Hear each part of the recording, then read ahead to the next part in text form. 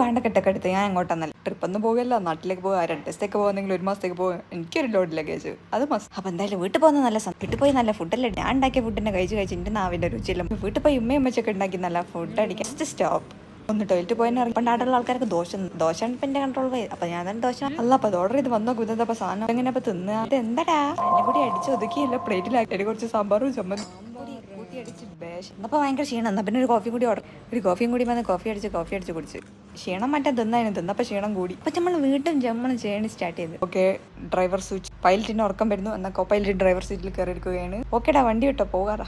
Okay, ഇനി അടുത്ത switch. പിന്നെ 2 മണിക്കൂർ കഴിഞ്ഞ് ഡ്രൈവർ പിന്നെയും മാറി. പിന്നെ 2 മണിക്കൂർ കഴിഞ്ഞ് പിന്നെയും ഡ്രൈവർ മാറി.